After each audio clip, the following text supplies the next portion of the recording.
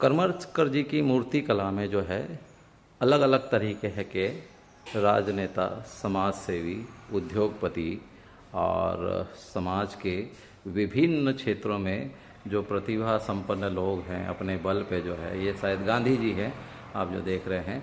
तो ऐसे तमाम सारे जो है उनकी हाथ से बनी मूर्तियों में आज यहाँ पर संग्रहित है, चित्रित है। और इस संग्रहालय को देखने के लिए जो भी अलीबाग में आता है वो इस संग्रहालय को देखे बिना नहीं जाता है, और जाना भी नहीं चाहिए, क्योंकि ये एक ऐसी अनुपम और अनोखी मूर्ति कला का प्रदर्शन है या संग्रहालय है जिसे हर कहीं देखने को नहीं मिलता है। तो इस टाइप की संग्रहालय को देखना अपने आप में एक इंसान को, पर्यटक को रोमांचक करता है।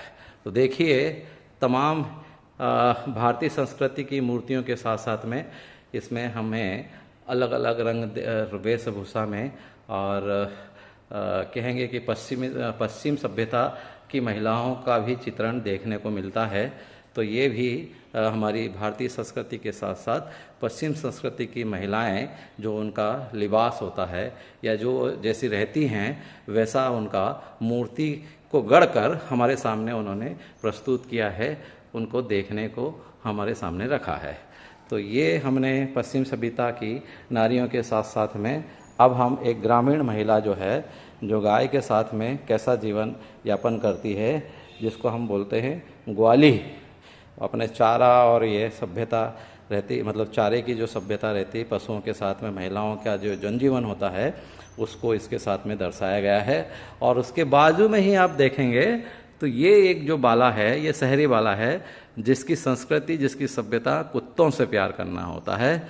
तो महिला के उन्होंने अनेक रूपों को चित्रित किया है। एक तरफ बूढ़ी अम्मा ग्रामीण संस्कृति में रची बसी है, वो हमारी गाय के साथ प्रेम कर रही है। वहीं जो भारतीय सभ्यता में, पश्चिमी सभ्यता में जीने वाले, संस्कृति को मानने वाले जो महिलाएं हैं, वो अपने डाक के साथ प्रेम कर रही है।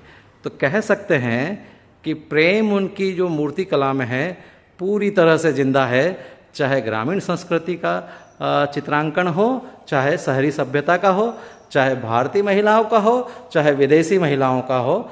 उनके मूर्ति के शिल्प में बस एक आधार है, वो है प्रेम। तो ये है करमरकर शिल्पालय का एक छोटा सा दृश्य जो आपके लिए हमने खास तौर पर पेश किया है। आज इस करमरकर संग्रहालय का बस इतना ही हिस्सा था जो हमने आपके सामने रखा है। बाकी फिर और किसी स्थान पर हम अपनी बात रखेंगे। बहुत बहुत धन्यवाद।